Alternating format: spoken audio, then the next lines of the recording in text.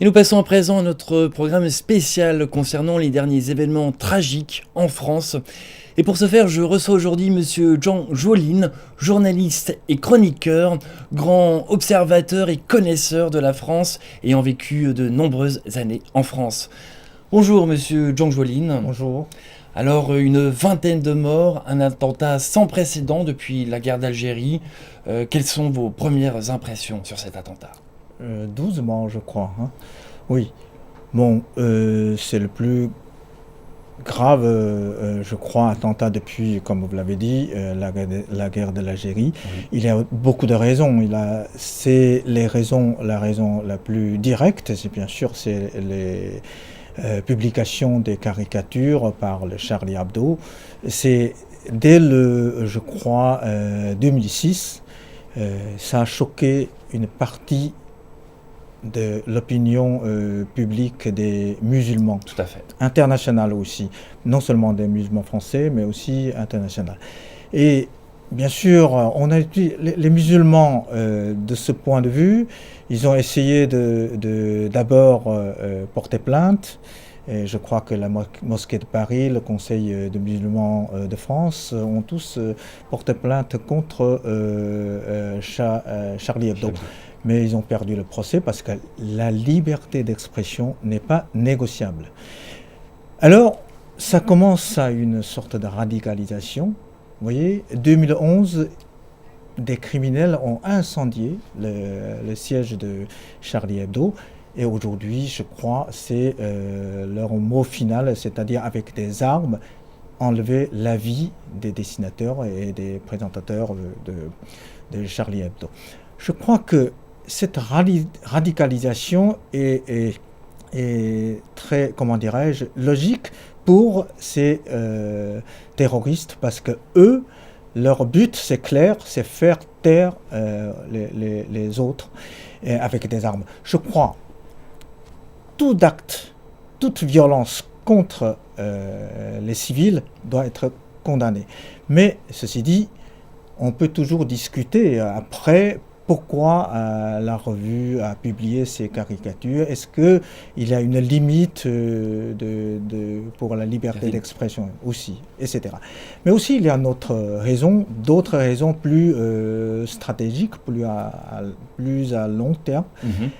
C'est que la France avait changé depuis un certain temps sa politique de Proche-Orient. Vous le savez, un général de Gaulle a mené une politique Proche-Orient très équilibrée entre les pays arabes et Israël. Jusqu'à Jacques Chirac, cette politique était maintenue. Vous vous rappelez, un équilibre oui, conservé. voilà. La France avait refusé, par exemple, à participer à la guerre de l'Irak en 2003. Tout à fait. Mais aujourd'hui, depuis Sarkozy, puis François Hollande, la France commence à changer sa politique en Proche-Orient. La France, cette fois-ci, a participé activement au bombardement de l'État islamique. Je crois que c'est à cause de ça que l'État islamique a revendiqué aussi ces deux attentats. Donc ça peut considérer aussi comme une réponse contre la politique étrangère de la France. Mais je dis, comme j'ai répété tout à l'heure, tout acte contre les civils n'est pas d'excuse. Le monde à présent connaît une vague de terrorisme.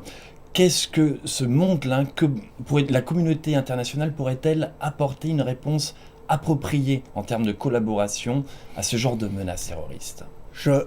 D'abord, il faut oublier 2 poids, 2 mesures. Ça, c'est dans la lutte contre le terrorisme international, aujourd'hui, c'est le plus grand problème.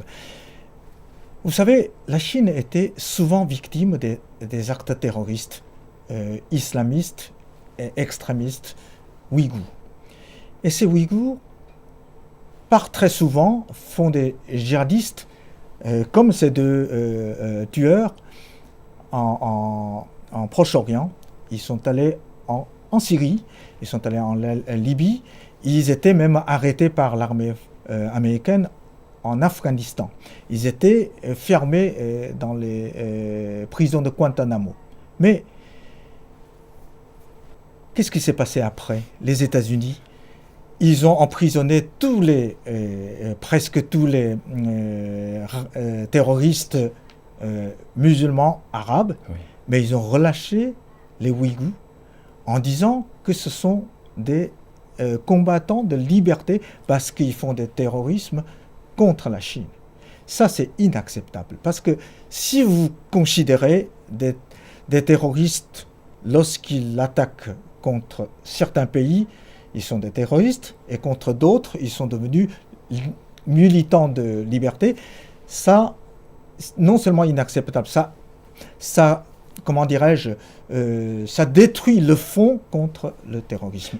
Et là, si on continue comme ça, on ne peut pas gagner la guerre contre le terrorisme. Donc d'après vous, les Occidentaux, lorsque ça concerne la Chine, font d'un poids, deux mesures. Mais pas la France. Hein. La France, le moment où la Chine était attaquée à la place Tiananmen par plusieurs terroristes, le président François Hollande a exprimé clairement son soutien, son condamnation d'abord contre ces actes de terroristes. Lors de sa rencontre avec le ministre des Affaires étrangères chinois, Wang Yi, et puis il a exprimé la solidarité du peuple français avec le peuple chinois.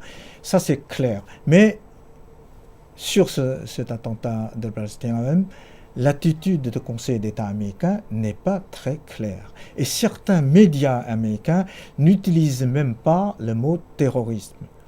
Vous voyez, ça existe, deux poids, deux mesures. Quelle a été la réaction de la Chine par rapport à ces attentats qui ont été perpétrés en France ? Oui, c'est presque unanime dans les médias. Le gouvernement chinois, le porte-parole du ministère des Affaires étrangères a condamné immédiatement. Et dans les médias chinois aussi, la condamnation est unanime. Après, il y a des différentes opinions sur les raisons de l'attentat. Ça, c'est normal parce que on peut toujours discuter sur des raisons, sur les motivations, etc. Mais la condamnation des actes de violence, ça, c'est unanime.